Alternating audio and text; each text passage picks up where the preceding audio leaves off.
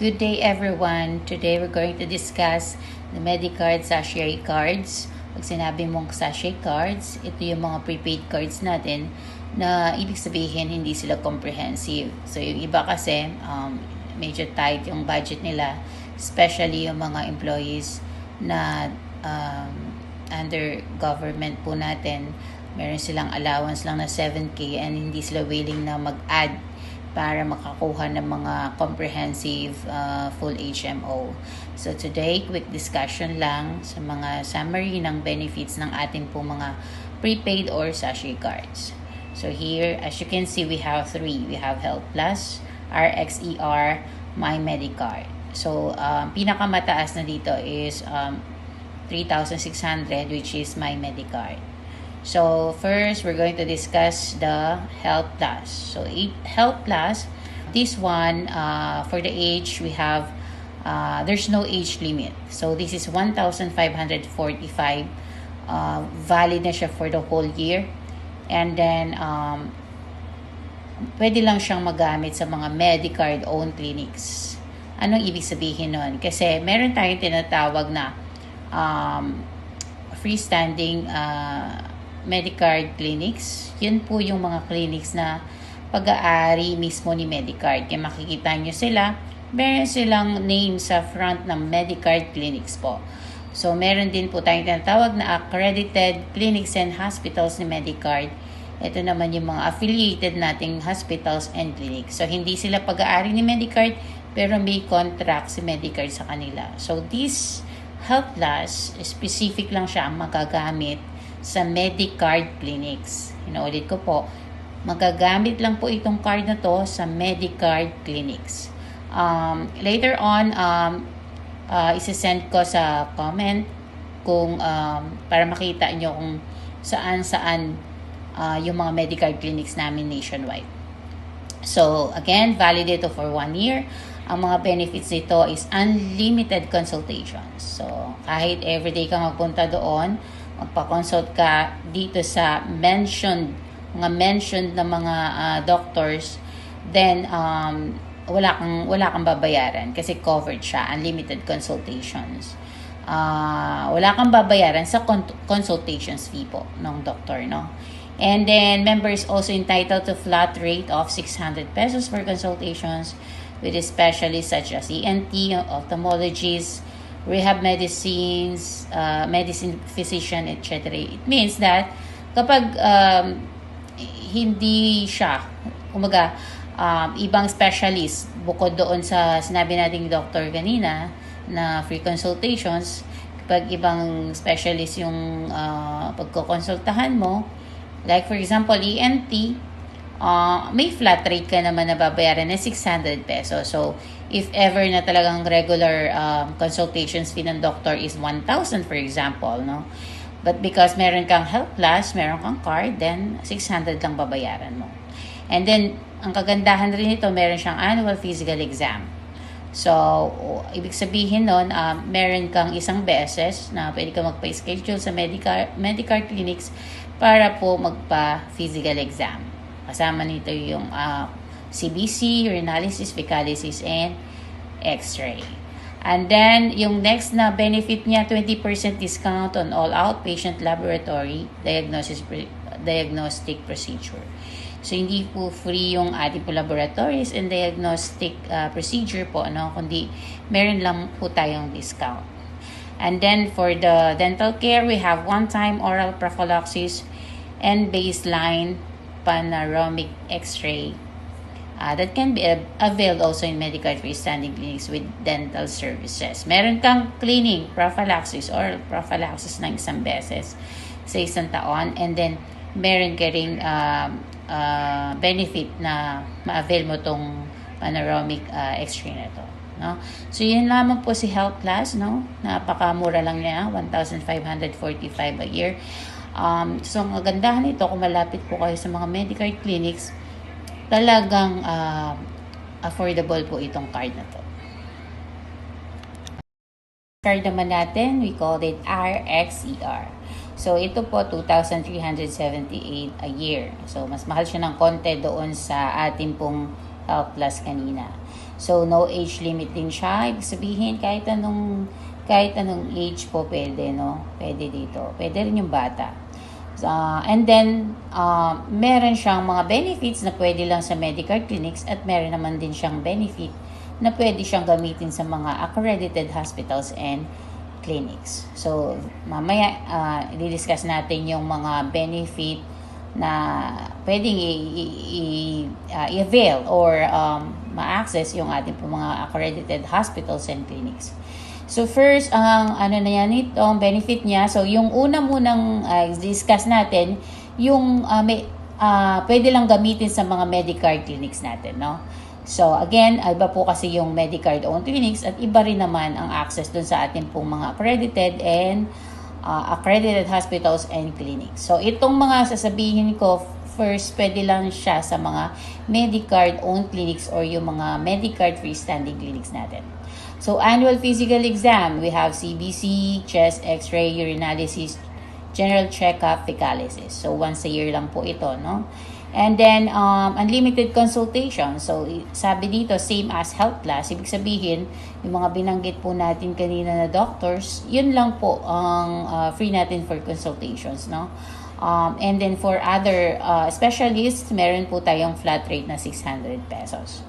And then, meron siyang discount naman for laboratory din and diagnostic test, which is 30%. Mas mataas ng konti sa ating Health Plus. Yung Health Plus natin kanina, 20% discount, di po ba? Ito, 30% discount. Tapos, meron siyang additional na discount para sa, meron din siyang discount sa outpatient surgeries and other services. So, 30% discount po yan. Again, sa Medicare clinics lang po ito pwedeng gawin. And then free one-time oral prophylaxis and baseline panoramic x-ray, same as yung Health Plus natin po kanina. So, isang beses na linis ng ngipin at meron kayong panoramic x-ray na benefit.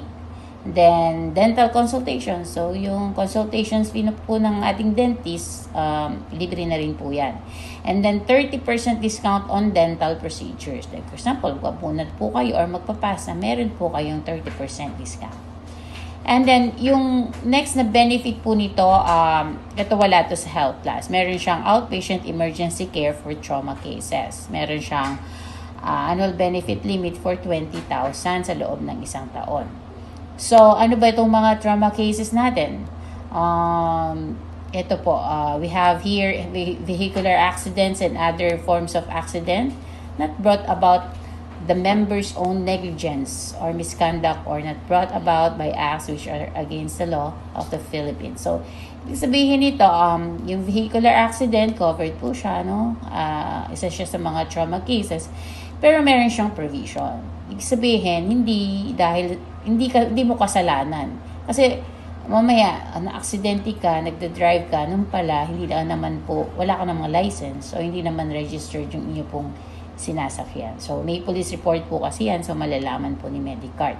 And then, burns, animal bites, accidental chemical poisoning. So, yung animal bites po natin, meron tayong one time dito na anti-rabies shots, no? Then, meron din siyang anti-tetanus, no? Basta ang annual benefit limit niya for trauma cases is 20,000.